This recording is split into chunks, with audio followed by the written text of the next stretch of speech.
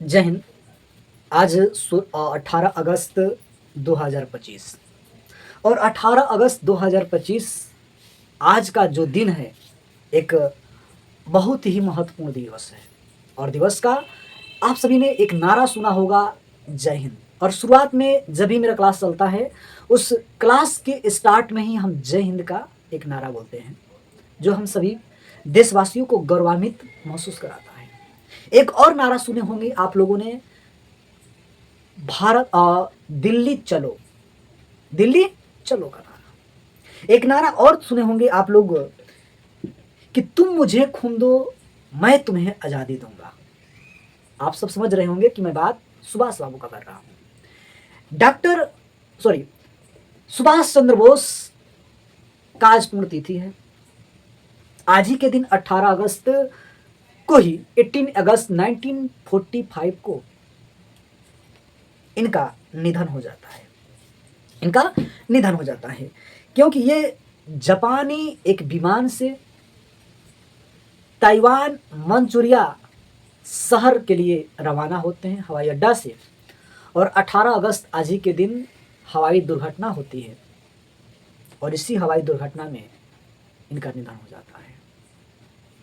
मैं कहानी आज सुभाष बाबू को बताने वाला हूँ। आज नेताजी सुभाष चंद्र बोस की बताने वाला हूँ, उस पर थोड़ी सी चर्चा करने वाला हूँ कि सर एक बंगाली कायस्थ परिवार में जन्मा बालक जिनका नाम सुभाष चंद्र बोस होता है। इनका जन्म आप सब जानते होंगे सर 23 जनवरी 1897, 23 जनवरी 1897 ईस्वी में कटक उड़ीसा में हुआ था। बट सर आप कहेंगे 1897 में तो उड़ीसा नहीं गठित हुआ, वो तो 1 अप्रैल 1936 इसमें स्थापित होता है। किससे? सर बिहार से इन्हें जुदा किया जाता है, अलग किया जाता है। बात सच है, लेकिन ये दौर बंगाल के क्षेत्रों में माने जाने वाला क्षेत्र था, बट ये कटक था उड़ीसा। लेकिन आप कहेंगे कि सर ये जो कटक है ना, जहां पे वर्तमान समय में एक चावल अनुसंधान केंद्र स्थापित किया गया है, इनका जन्म वहीं पे होता है। पिता का नाम जानकीनाथ बोस, जो पेशे से एक प्रसिद्ध लॉयर हुआ करते थे, वकील थे। माता प्रभावती देवी, जो धार्मिक रूप से जुड़ी थी, गृहिणी थी। जानकीनाथ बोस के 14 पुत्र थे, जिसमें कहा जाता है कि सर 6 हम देखते हैं कि 6 बेटियां और 8 बेटे थे। लेकिन सर आप तो बात कर रहे हैं सुभाष चंद्र बोस की। सर सुभाष चंद्र बोस 9वें नंबर के थे, और 9वें नंबर के थे अर्थात आप समझिए कि 9वें संतान थे और 5वें पुत्र के रूप में थे। पुत्र कितने? 8, लेकिन 5वें पुत्र के रूप में सुभाष चंद्र बोस का जन्म होता है। बचपन से ही सुभाष चंद्र बोस को किसी ने आकलन नहीं किया था कि एक दिन वह एक ऐतिहासिक पृष्ठभूमि के पेज में अपना नाम दर्ज करा देंगे। क्यों? क्योंकि बचपन से ये शर्मिंदे स्वभाव के लड़के हुआ करते थे। बट आगे देखिएगा कि सर आज 6 बेटियां और 8 बेटे के बीच सुभाष बाबू का जो लगाव था अपने भाइयों में, उनका भाई जो शरद चंद्र थे, इनसे ज्यादा लगा हुआ करता था। पढ़ाई लिखाई आगे क्रमबद्ध तरीके से चलती गई। सर आप लोगों ने एक वर्ष जाना होगा, उस वर्ष बहुत ही दुखद घटना थी, वर्ष 1919, जालियांवाला बाग। और उस समय ये आईसीएस के एग्जाम्स क्वालिफाई करके ब्रिटेन में सेवारत कर रहे थे। और शिक्षा देखिएगा, उसके पहले भी शिक्षा कलकत्ता की तरफ से किए थे। 1919 में बताया जाता है कि सर दर्शन शास्त्र कोलकाता विश्वविद्यालय से इन्होंने शिक्षा प्राप्त किया, लेकिन आईसीएस के एग्जाम्स क्वालिफाई करके सेवा कर रहे थे। और जब जालियांवाला बाग हत्याकांड की आवाज इनके कानों तक गूंजी, तो सर सीधे अपनी नौकरी को त्याग पत्र देकर भारत देश की आजादी में अहम भूमिका अदा करने के लिए महाराष्ट्र की कैपिटल मुंबई में पहुंचते हैं और मुंबई में गांधी से मुलाकात करते हैं। कब? वर्ष 1920 ईस्वी में। लेकिन पढ़ाई इनकी कहा जाता है सर कि कैम्ब्रिज विश्वविद्यालय क्षेत्र से नैतिक शिक्षा बीए की पढ़ाई उन्होंने 21 में पूरा कर चुके थे। इतना ही नहीं, ये कहा जाता है सर 5वें कोलकाता मेयर के पद पर रहे थे। कब? 23 जुलाई 1930 से लेकर 15 अप्रैल 1931 तक मेयर के पद पर रहे। आगे बताया जाता है कि सर 1937 के दौर में इलाज के लिए इन्हें ऑस्ट्रेलिया जाना था और ऑस्ट्रेलिया में एक महिला के साथ दो नैनों का चार होता है, जिस महिला का नाम था एमिली। क्या नाम था सर? एमिली सेकल था और इनके पिता पशु चिकित्सक हुआ करते थे। एमिली से ज्यादा लगाव हुआ और लगाव कब प्यार में बदल गया पता नहीं चला और सुभाष बाबू ने यहाँ पर गुप्त रूप से शादियां कर ली। बीबीसी की न्यूज बताती है कि की थी। आगे हम देखते हैं। सुभाष बाबू ऑस्ट्रेलिया में अपनी शादी कर लिए, जिनसे अभी बताया जाता है कि एक संतान की पुत्री की प्राप्ति हुई, जिनका नाम अनीता बोस वर्तमान में जीवित है। सर आगे की गतिविधियों पर हम जब फोकस करते हैं तो कहा जाता है कि 1938 में शादी के महज एक वर्ष बाद एक गुजरात के सूरत में हरिपुरा एक जगह है और राष्ट्रीय कांग्रेस पार्टी के ये सर निर्विरोध प्रेसिडेंट चुन लिए जाते हैं, अध्यक्ष चुने जाते हैं। कहाँ? सूरत के हरिपुरा अधिवेशन में निर्विरोध, किसी ने विरोध नहीं किया और प्रेसिडेंट बना लिए जाते हैं। आप सब जानते होंगे राष्ट्रीय कांग्रेस पार्टी एवं उसके संस्थापक 1885 में इसकी स्थापना होती है कि एक बेस बने भारत का, और भारत का मैसेज एक संगठन पार्टी के तौर पर मैसेज ये कहाँ जाए? ब्रिटिश सरकार के पास जाए और उनकी बात एक रखने का मौका मिले। इसलिए एवं ने भारतीय समर्थक होने के नाते उन्होंने स्थापित किया।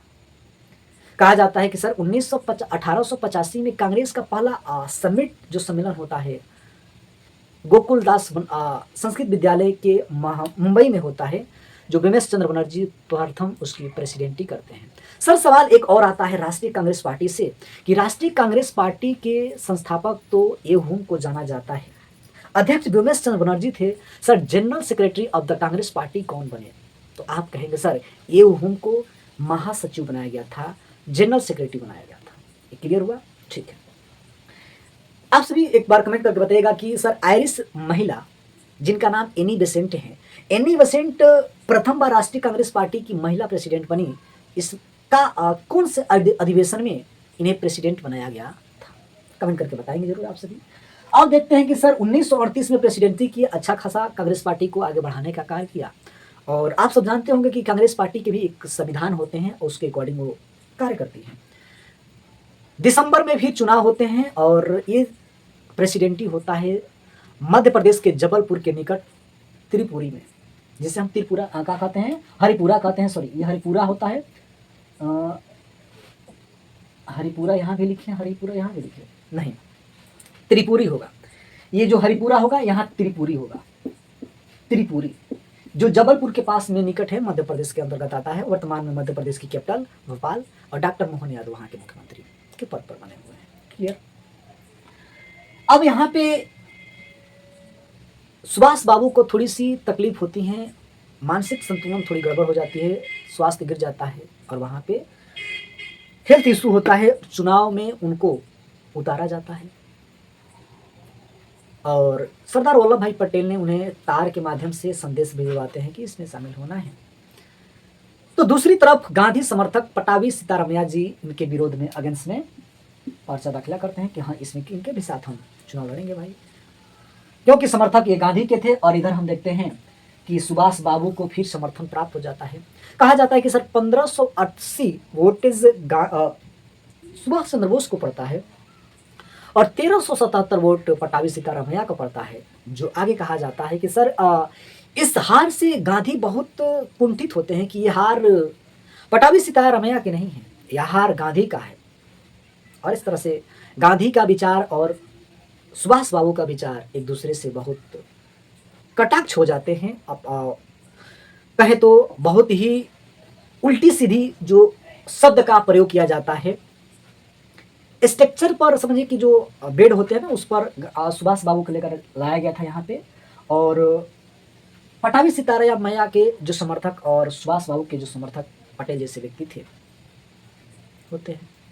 अशब्द गलत शब्दों का प्रयोग किया जाता है और सुभाष बाबू को ऐसा लगता है कि कांग्रेस पार्टी में रहकर वैसा हम काम नहीं कर पाएंगे जो इस प्रकार की मतों इन लोग की विचारधारा आइडियोलॉजी जिसे कहती हैं, और उन्हें लगा कि नहीं, इस पार्टी को प्रेसिडेंटी पद छोड़ देना चाहिए, और उन्होंने छोड़ दिया। तो सवाल बनता है कि त्रिपुरी अधिवेशन के प्रेसिडेंटी जीतने के बाद सुभाष बाबू ने जब प्रेसिडेंसी छोड़ा तो उनके स्थान पर कौन आते हैं? बिहार के लाल। और बिहार के लाल कौन? Sir doctor Rajendra Prasad. Doctor Rajendra Prasad, वही डॉक्टर राजेंद्र प्रसाद जो आगे चलकर संविधान सभा की अस्थायी प्रेसिडेंट जो है कि अध्यक्ष प्रेसिडेंट चुने जाएंगे। और बिहार के ही लाल 9 दिसंबर 1946 में संविधान सभा की जो पहली बैठकें हुई थी सच्चिदानंद सिन्हा ने किया। 11 दिसंबर को जो है कि अस्थायी अध्यक्ष चुन लिया जाता है डॉक्टर राजेंद्र बाबू को। वहीं राजेंद्र बाबू जो है कि अध्यक्ष पद से अपना ये कार्यभार संभालते हैं। एक सवाल उठता है कि सब जब देश का आज़ादी मिला 15 अगस्त 1947 में, तो राष्ट्रीय कांग्रेस पार्टी के प्रेसिडेंट कौन थे, अध्यक्ष कौन थे? तो जेपी कृपलानी थे। लेकिन उसके बाद फिर चुनाव होती हैं और डॉक्टर राजेंद्र प्रसाद बनाए जाते हैं। ठीक है, तो मैं कहता हूं कि सर अब एक दौर आता है सुभाष चंद्र बोस 1940 में कुछ ब्रिटिश हुकूमत के अगेंस्ट इन्होंने जो है कि काम करना प्रारंभ किया और ब्रिटिश हुकूमत ने इन्हें घर में ही नजरबंद कर दिया। कब? वर्ष 1940 में।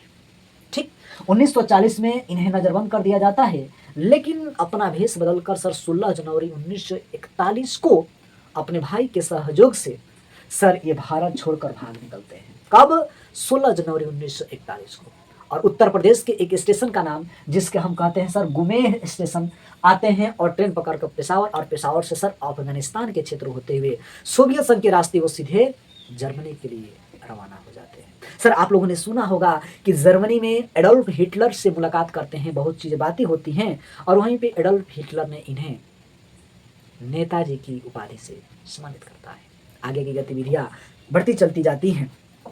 सर कहा जाता है कि आजाद हिंद फौज का गठन 1942 के दौर में कैप्टन मोहन सिंह ने किया, लेकिन पुनः गठन फिर कमान दे दिया जाता है सुभाष बाबू के लीडरशिप में। और सुभाष चंद्र बोस की लीडरशिप कब से होती है सर? 21 अक्टूबर 1943 में ये बागडोर अपने हाथों में लेते हैं। देखते हैं कि इनकी सेनाओं में जो आजाद हिंद फौज के जो सैनिक हैं बहुत ही लोचर और बहुत वीक हो चुके हैं, मन के हारे हार है, मन के जीते जीत। कहते हैं कि तुम लोगों से अगर इस तरह से सेना रहेगी तो कमांडिंग करके आप भारत की आजादी नहीं दिला पाएंगे। तो एक नारा देते हैं जिस नारा का नाम दिया जाता है कि तुम मुझे खून दोगे तो मैं तुम्हें आजादी दूंगा। ये बात किसने कहा? नेताजी सुभाष चंद्र बोस ने कहा, लेकिन किससे कहा? अपने आजाद हिंद फौज के सैनिकों से कहा। एक ये प्रेरित थे 1857 की क्रांति में झांसी के लीडरशिप करने वाली झांसी की रानी लक्ष्मीबाई, और झांसी की रानी लक्ष्मीबाई के नाम से एक सैनिक का जो है कि गठन भी किए थे। उस सैनिक का जो ग्रुप था उसका झांसी की रानी लक्ष्मीबाई भी नाम रखा था। सर आगे देखते हैं कि सिंगापुर अंतरिम सरकार का इन्होंने गठन कर दिया। सिंगापुर में सर अंतरिम सरकार की इन्होंने गठन कर दिया। कहा जाता है कि इतना ही नहीं, 11 देशों ने इन्हें मान्यता प्राप्त कर दिया। सर ये 11 देश कौन कौन से थे? कौन कौन से थे? आप इटली के नाम सुने होंगे, जर्मनी, जापान, फिलिस्तीन का नाम सुने होंगे, एंड साथ ही साथ कोरिया और चीन ने भी समर्थन प्राप्त कर दिया। वहीं सुभाष बोस थे जो बचपन में एक शर्मिले हुआ करते थे। जानकी नाथ बोस माता प्रभावती देवी के 9वें संतान सुभाष बाबू थे। कहानी आगे बढ़ती चली जाती है और कहा जाता है कि सर 3 जुलाई 1944 ईस्वी में 1944 में रंगून एक रेडियो प्रसारण करते हैं, और रेडियो प्रसारण के माध्यम से एक रेडियो प्रसारण गांधी के नाम देते हैं, महात्मा गांधी के नाम से प्रसारण करते हैं, और कहते हैं कि हे भारत के विधाता राष्ट्रपिता महात्मा गांधी, राष्ट्रपिता महात्मा गांधी यानी राष्ट्रपिता की उपाधि देते हैं, और कहते हैं कि हमारे और आपके बीच जो मतभेद थे ना सर, कार्य करने की अलग सी नीतियां आपकी थी, लेकिन सर उद्देश्य एक ही था, हमारी सेना तैयार है, आप आज्ञा दीजिए कि हमारी सेना आपकी सहयोग में देश की आज़ादी के लिए अग्रसर भूमिका अदा कर सके। ऐसे थे सुभाष बाबू जो दुश्मनों के साथ किस प्रकार से गले मिलते थे। घटनाक्रम होती हैं सर। कहा जाता है कि जब ये जापानी विमान से सवार होकर जब मंचूरियन जा रहे थे, ताइवान जा रहे थे, तो ताइवान के ताइपे शहर में एक द्वीप पे टकरा जाती हैं इनके विमान, और वहीं पे ये क्षतिग्रस्त हो जाते हैं। रिपोर्टें आती हैं कि सर 18 अगस्त का दिन था 1945 में ताइवान के ताइपे हॉस्पिटल में इनका अंतिम सांस चलती है और वहाँ पे निधन होती है। इंग्लैंड की सरकार बहुत लगभग 1500 के पेज से ये क्लियरिटी दे देती है भारत सरकार को कि हाँ, नेताजी सुभाष चंद्र बोस का मृत्यु हुआ था 18 अगस्त 1945 को ही थी। ठीक, अब देखिएगा नया पॉइंट क्या बनता है। नया पॉइंट बनता है सर कि जो सुभाष बाबू का जो जन्म होता है 23 जनवरी 1897 को, 23 जनवरी को जो तत्कालिक सरकार होती है 2021 में, कब 2021 में इनके जन्मदिन को प्रतिष्ठित करते हुए, महत्वपूर्ण बनाते हुए पराक्रम दिवस के रूप में शुरुआत करती हैं। और वर्ष 2022 में सर, वर्ष 2022 में क्या होता है, तो वर्ष 2022 में राजपथ, दिल्ली में जो राजपथ था, राजपथ का नाम चेंज कर कर्तव्य पथ सुभाष बाबू के नाम पर रख दिया जाता है और इनकी स्टैचू इनके नाम से लगाई जाती है सर। दौर एक और आता है कि सर 5 जुलाई 1943, और ये हम सभी के दिलों में जगता है कि 5 जुलाई 1943 सिंगापुर टाउन हॉल के सामने सुप्रीम कमांडो का लीडरशिप करते हुए नेताजी सुभाष चंद्र बोस एक नारा दिया। उस नारा का नाम था दिल्ली चलो। तो दिल्ली चलो का नारा नेताजी सुभाष चंद्र बोस, राष्ट्रपिता की उपाधि गांधी को दिया किसने, सुभाष चंद्र बोस। सुभाष चंद्र बोस को सर नेताजी किसने कहा, एडोल्फ हिटलर ने कहा। और तुम मुझे खून दो मैं तुम्हें आज़ादी दूंगा, आज़ाद हिंद फौज के सैनिकों को उन्होंने जोश भरे मोटिवेट करते हुए ये स्टेटमेंट कहा था। तो आज की कहानी सुभाष चंद्र बोस की जो है कि कहानी हमारा अनिल सर के जुबानी कैसा लगा आप सभी कमेंट करके बताएं, और इसमें जो भी त्रुटियां हुई होंगी आप हमें कमेंट करके बताइएगा कि कौन सी पॉइंट यहाँ पे छूटा। नेक्स्ट वीडियो हम लेकर आने वाले हैं सर सीपी राधाकृष्णन का सर उपराष्ट्रपति जो है कि एनडीए राजग की सरकार घोषित की है प्रत्याशी के रूप में, जो वर्तमान में महाराष्ट्र के गवर्नर के रूप में है। तो इस पर एक वीडियो लेकर आने वाले हैं कि कौन है सीपी राधाकृष्णन जी, जिनका संबंध सर महाराष्ट्र के वर्तमान में गवर्नर के रूप में कार्यरत हैं। तो उस पर नई वीडियो आएगी, आप सभी प्यार दुलार दीजिएगा। तब तक के लिए मिलते हैं नेक्स्ट वीडियो में। जय हिंद, आपका दिन शुभ हो।